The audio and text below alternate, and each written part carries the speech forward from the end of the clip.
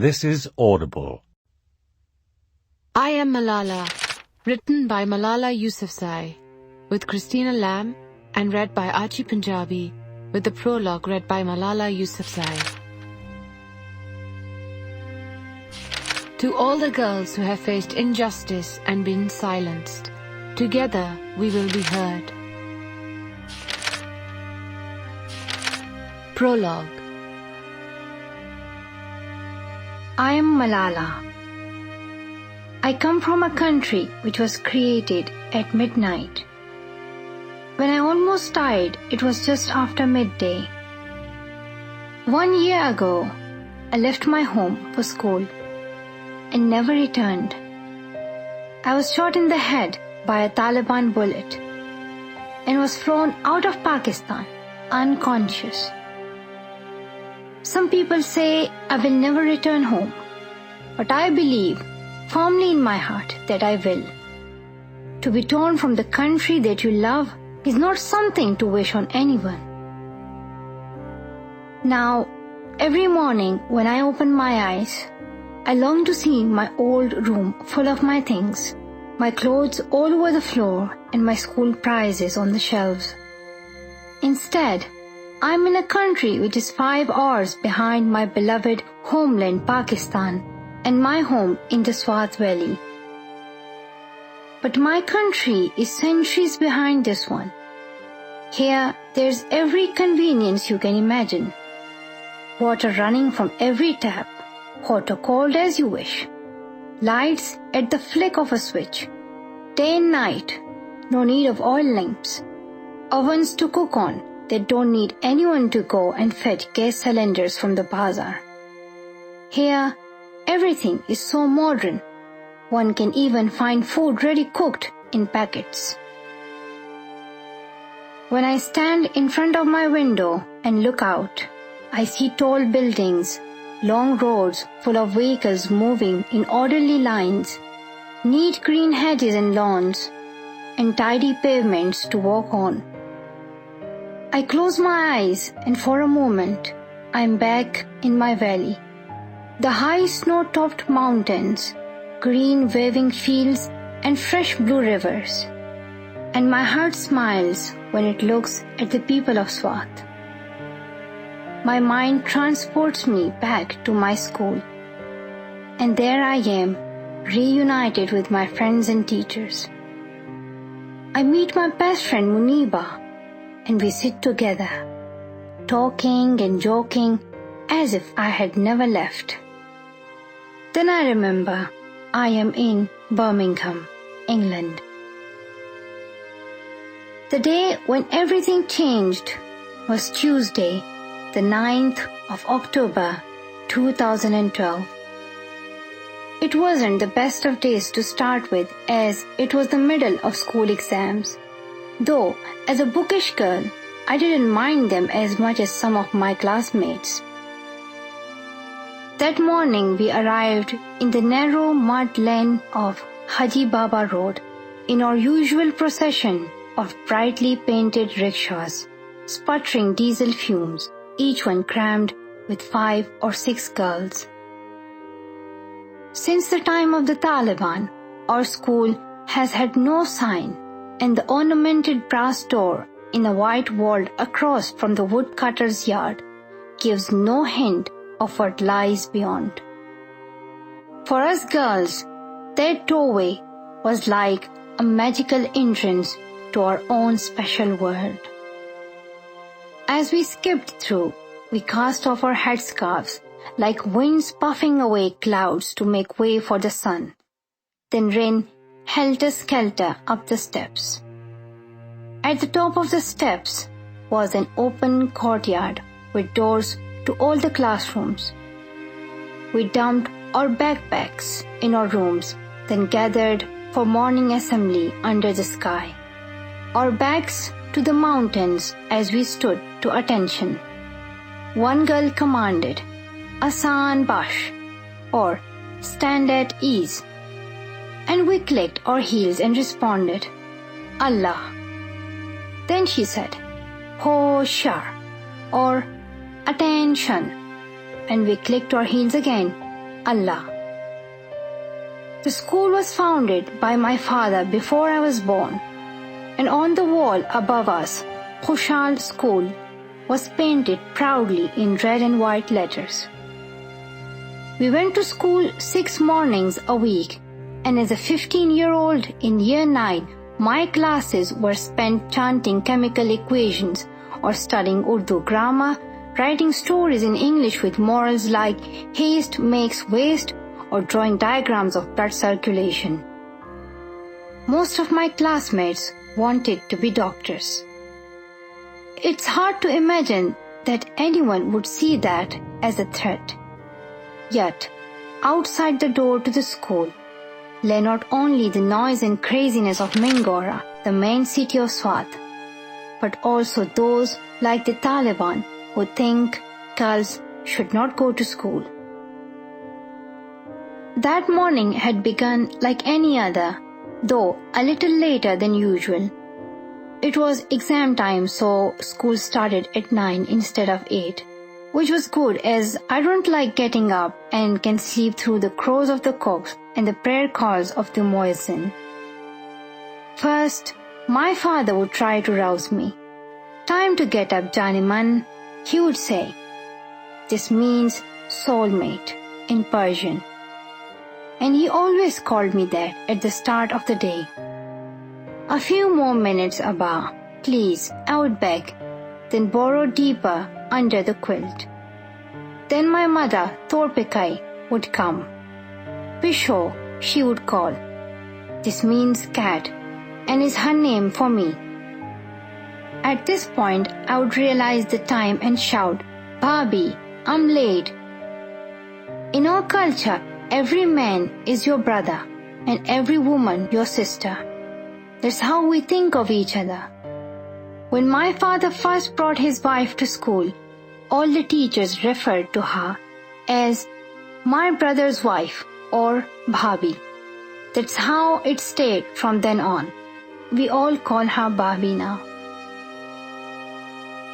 I slept in the long room at the front of our house, and the only furniture was a bed and a cabinet, which I had bought with some of the money I had been given as an award for campaigning for peace in our valley and the right for girls to go to school. On some shelves were all the gold-colored plastic cups and trophies I had won for coming first in my class. There were a few times I had not come top, times when I was beaten by my class rival, Malkai Noor. I was determined it would not happen again. The school was not far from my home, and I used to walk. But since the start of last year, I had gone by bus. It was a journey of just 5 minutes along the stinky stream, past the giant billboard for Dr. Humayun's Hair Transplant Institute, where we joked that one of our bald male teachers must have gone when he suddenly started to sprout hair. I liked the bus because I didn't get as sweaty as when I walked, and I could chat with my friends and gossip with Usman Ali, the driver, who we called Bhaijan or brother. He made us all laugh with his crazy stories. I had started taking the bus because my mother was scared of me going to school on my own. We had been getting threats all year. Some were in the newspapers, some were notes or messages passed on by people. My mother was worried about me, but the Taliban had never come for a girl, and I was more concerned that they would target my father, as he was always speaking out against them. His close friend and fellow campaigner, Zahid Khan, had been shot in the face in August on his way to prayers, and I knew everyone was telling my father, "Take care, you will be the next." Our street could not be reached by car, so coming home, I would get off the bus on the road below by the stream and go through a barred iron gate. I thought, if anyone attacked me, it would be on those steps.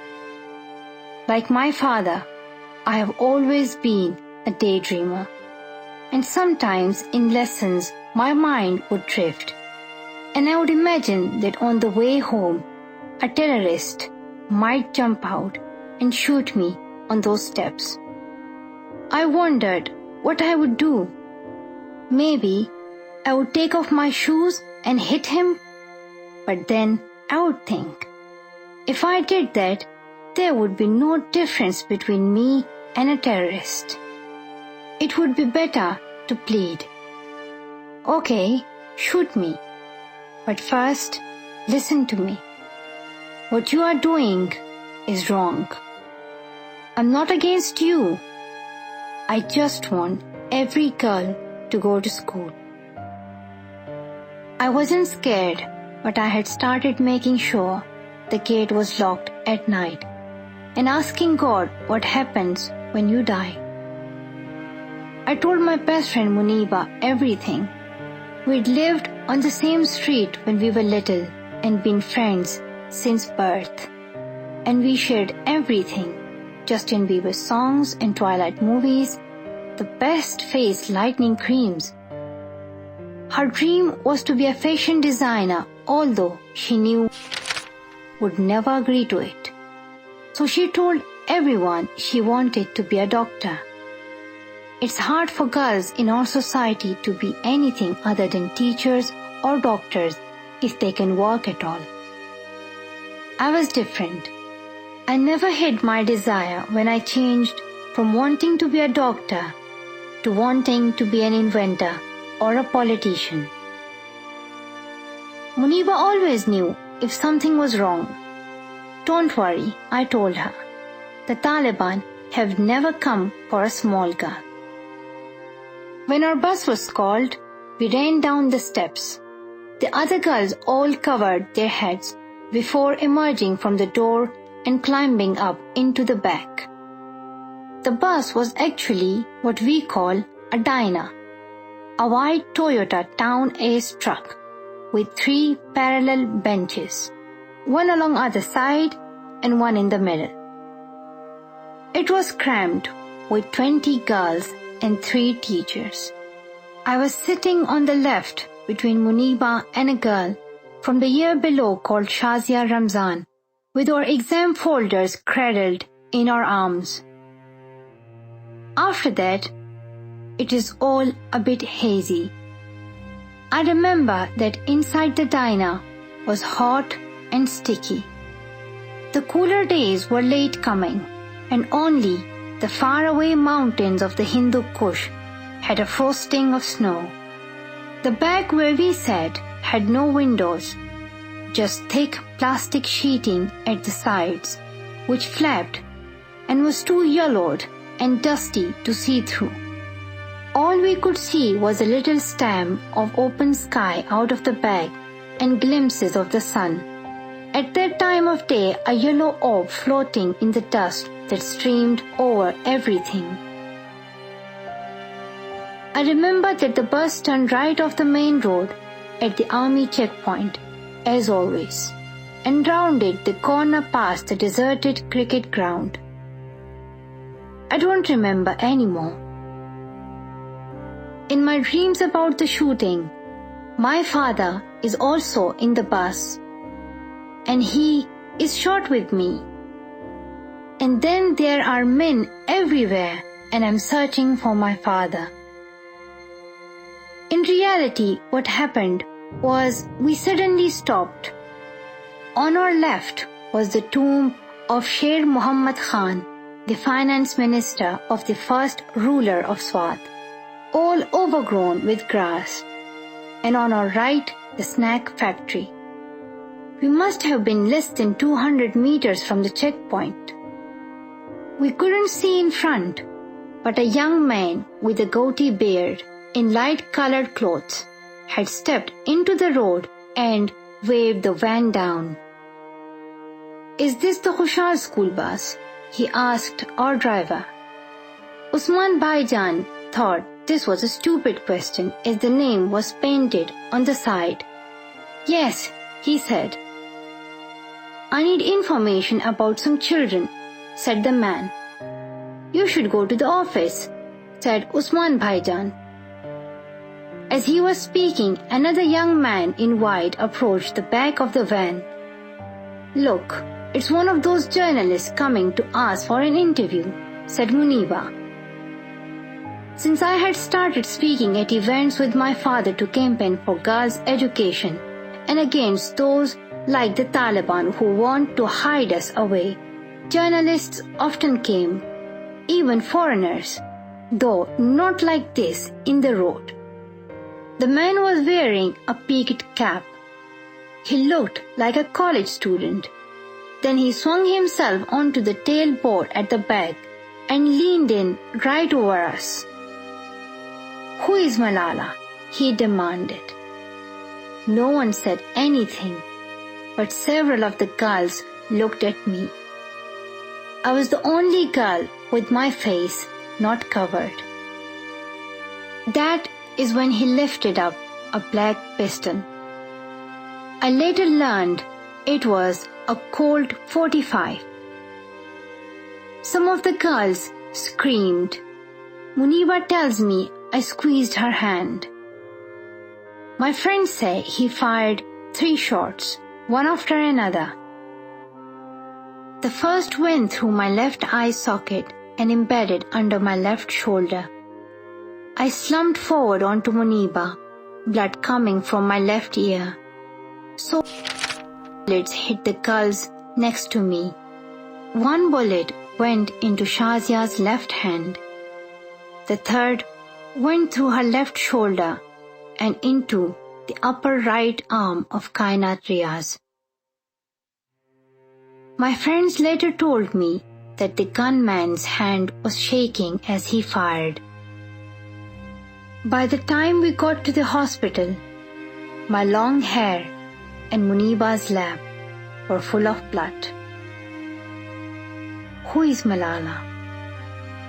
I am Malala, and this is my story.